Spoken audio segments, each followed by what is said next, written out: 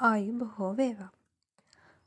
මාර්තු 2 වෙනිදායින් පටන් ගන්නා මෙම සතියේ අද රාත්‍රියේ එනම් මාර්තු 3 වෙනිදා සිදුවන චන්ද්‍රග්‍රහණය සිදුවන්නේ කන්‍යා රාශිය තුල පුවපල් නැකතේ සිට උත්තරපල් නැකත දක්වා ගමන් කිරීමෙනි. මෙහිදී සඳු කේතු සමග සංයෝග වී රාහුගේ දෘෂ්ටියට හසුවන බැවින් මෙම සතිය පුරා ලග්න 12ටම එහි බලපෑම තදින් දැනෙනු ඇත.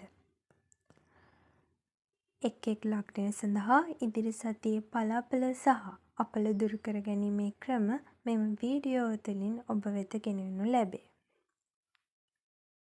මේෂ ලග්නය. මේෂ ලග්නයේ 6 වැන්න වූ සතුරු ස්ථානයේ ග්‍රහයන් මාරුව සිදුවේ. ඔබට මෙම සතිය තුළ උදරයේ අමාරු හෝ ස්නායු ආබාධ ඇතිවිය හැක. සේවා ස්ථානයේ කුමන්ත්‍රණ ඇතිවිය හැකි බැවින් ඉවසීමෙන් යුතුව කටයුතු කරන්න.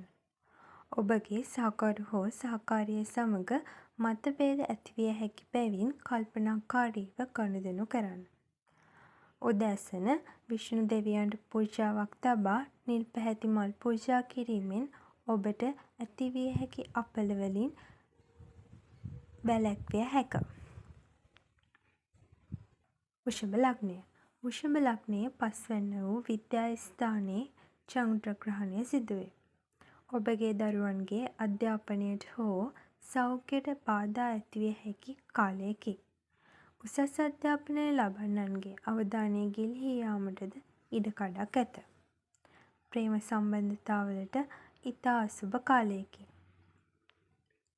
පන්සලකට කිරිපිඩු පූජා කර ඊට පසු සුදු වස්ත්‍රයක් දන් දීම සිදු කරන්න. මිථුන ලග්නය. මිථුන ලග්නයේ 4 වැන්න වූ මාතෘ නිවාස ස්ථානයේ ග්‍රහණය සිදුවේ. එම නිසා මවගේ සෞඛ්‍ය ගැන සැලකිලිමත් වන්න. නිවසේ අසමිග ඇතිවිය හැකි කාලයක් බැවින් ඉතා කල්පනාකාරීව කටයුතු කරන්න. රැකියා ස්ථානයේ වෙනස්කම් සිදුවිය හැකි සතියකි. පපුවේ සෙම රෝග හෝ හෘදයේ අපහසුතා ඇතිවිය හැකි කාලයකි. කොළ පැහැති වස්ත්‍රයක් හැඳ බුදුන්ට පූජා පවත්වා කරණීය මෙත්ත සූත්‍රය සජ්ජායනා කරන්න. කටක ලග්නය. කටක ලග්නයේ 3 වැන්න වූ සහෝදර වික්‍රම ස්ථානයේ ග්‍රහණය සිදුවේ. සහෝදර සහෝදරියන් සමග අසමගිය ඇතිවිය හැකි කාලයකි. ගමන් බිමන් වලදී හදිසි අනතුරු පිළිබඳව අවධානය යොමු කරන්න. විභාගවලට මුහුණ දෙන අයට ඉතා සුදුසු කාලයකි. නමුත් මහන්සි වීමෙන් ඔබට සුබ ඵල ලබාගත හැක. සඳුදා දිනක පන්සලට ගොස් කිරි ඉතිරවීම හෝ කිරි දානයක් ලබා දීම සිදු කරන්න. සිංහ ලග්නය.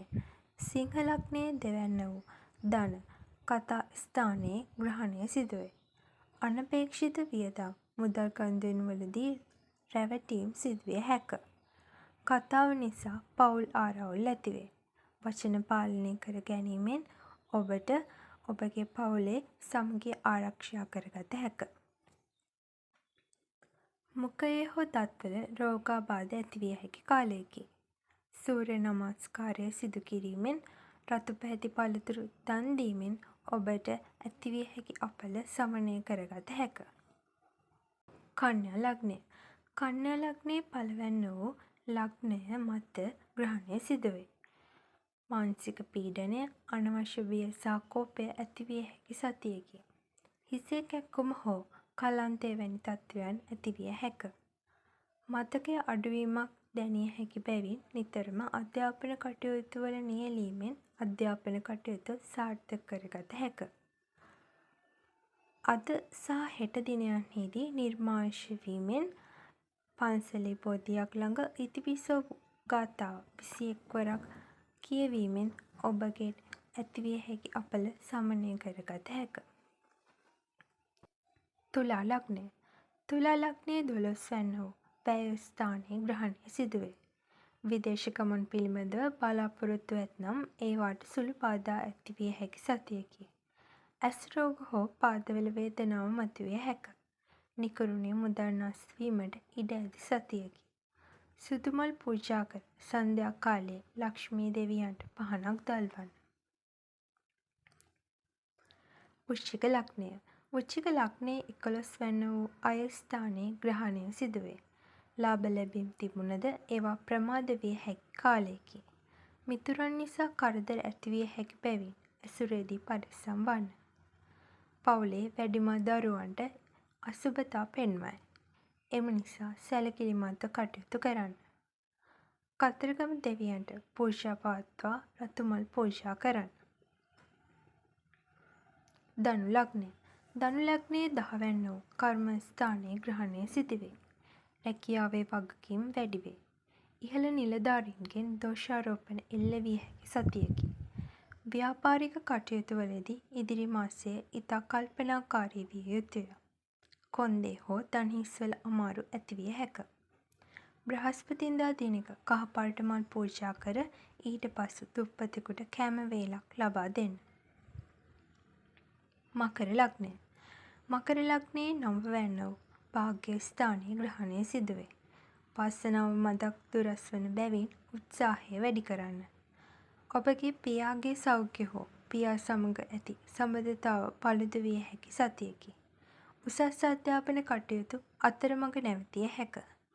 එම නිසා එළඟිතෙල් පහනක් බෝධිය අසල දල්වා සෙනසුරු අපල දුරු කිරීමට යාඥා කරන්න.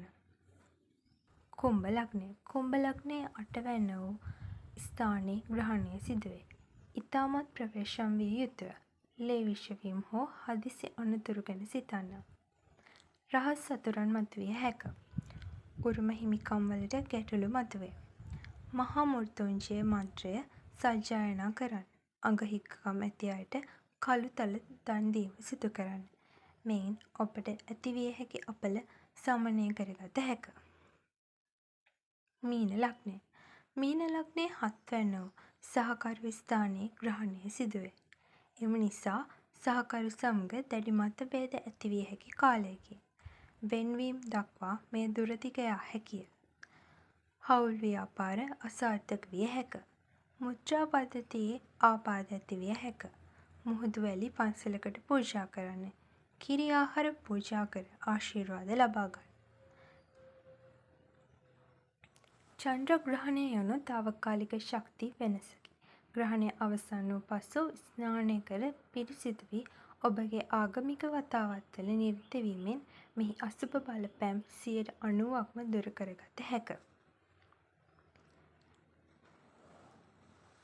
ඔබ සැමට සුවදායි සතියක් වේවා.